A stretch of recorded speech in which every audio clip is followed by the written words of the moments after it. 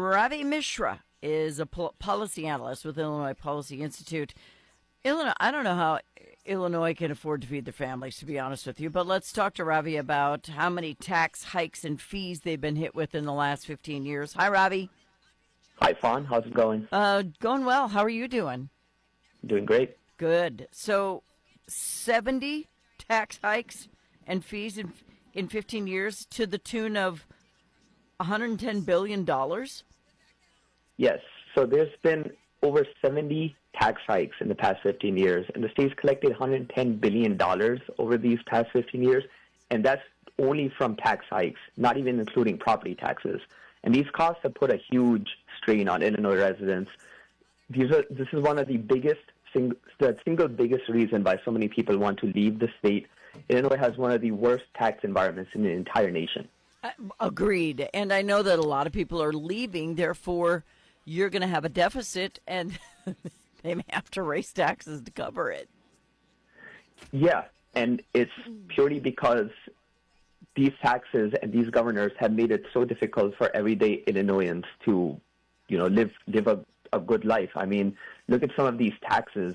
There's been a huge, massive increase in motor fuel taxes. It's actually doubled in 2019, and now we pay the second highest amount in the entire nation. If we look at corporate income taxes, they're the third highest in the nation. There's been taxes and fees over everything, including things like online shopping, parking, betting, vehicle titles, registrations, basically things that make everyday life more expensive for residents. Yeah, and people have kind of had enough, haven't they? Yeah, and this is exactly why. We have lost over 420,000 residents since 2020 from just domestic migrations. And polling has made it very clear that Illinoisans are sick of paying these extremely high taxes, and now they're choosing to take their money with them and leave. Yes, but many aren't, and they're saying, I'm willing to pay a little more in taxes so that people can have, a better life, whatever. But a lot of the people just really can't afford it. So that's where we're at. Exactly. And it's not even about having a better life. Even Pritzker has admitted that tax collection is not the issue, it's the overspending on the state budget. We've had, despite all these massive tax increases and all these massive collections, we still have one of the worst economic outlooks in the entire nation. We have one of the slowest growth rates since COVID hit. And even things like our roads have not gotten that much better. We've done analysis. As of 2022, roads have actually gotten worse, despite the fact that Illinois has been collecting so many more taxes from drivers. So how do they explain what they're doing? Honestly, it just comes down to financial mismanagement.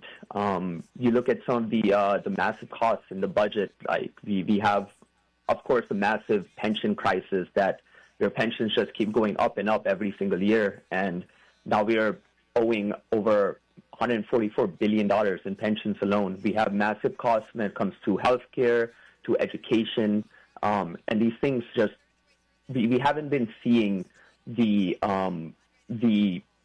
effect of paying all these high taxes on these services. And, you can see how overbloated everything is. Yeah, that's, to put the term nicely.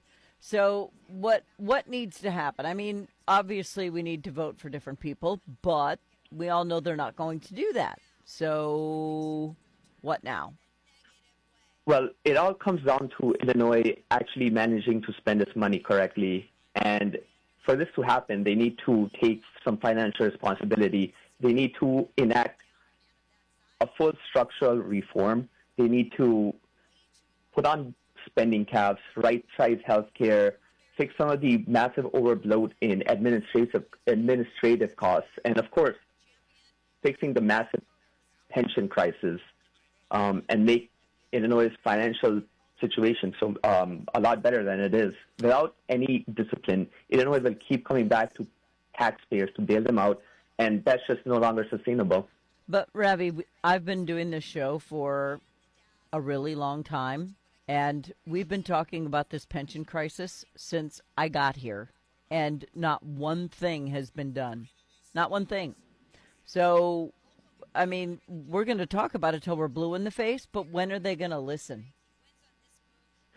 So we have gone to many local governments to testify for pension reform, and what we have found that every locality that has put a non-binding referendum of fixing the pension crisis has passed unanimously. It has been massively popular, and people want to fix the pension crisis to save tax dollars and keep Illinoisans here.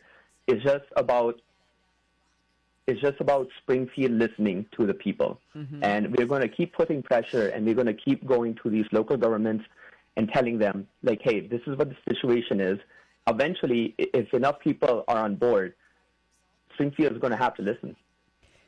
Well, but they don't. And that's the part that bothers me the most, is that they really need to, but they don't. And so I struggle with having any hope for this situation, because they keep electing the people who are like-minded, who think taxation is the answer, similarly to California. I mean, their problems are not going away, and yet they keep voting in the same people who vote the same way, and the right can't get a foothold because it's such a Democrat state, and they're running it into the ground. So something's got to give. They've got to find a way to get through to Springfield. I don't know what the answer is, but I guess send more people to Springfield who can vote more than the people in the metro area. Absolutely. That's about the only thing you can do right now, because until you do that, Springfield's not going to listen. That's absolutely correct. But I believe that since the budget is facing more stress than ever before, we've run out of all these COVID dollars, and even this year, Pritzker miraculously ended up finding $3 billion to fix the budget, but now analysts are saying that they might be running into up to a $1.2 billion deficit. Yeah. So if these pressures keep on happening, lawmakers are not going to have a choice at some point or another. When you look at the graph, it's startling. From 2010 till 2024, it's absolutely startling of the burden of the taxpayers. So I recommend everybody go to the Illinois Policy Institute website and check it out and see what has been written about this topic, and you will be shocked at the aggressive way they tax people in Illinois for things that should have been fixed 15 years ago. So, Ravi, anything you want to add before we have to go? Just keep putting pressure on Springfield, and with hope, maybe we can see something happen in a few years. We'll pray for you. Mr. Ravi Mishra, policy analyst at the Illinois Policy Institute. Good luck in Illinois. We're hoping for you. Thank you, Ravi. Thank you, Fawn. Have a good day. You too. Bye-bye.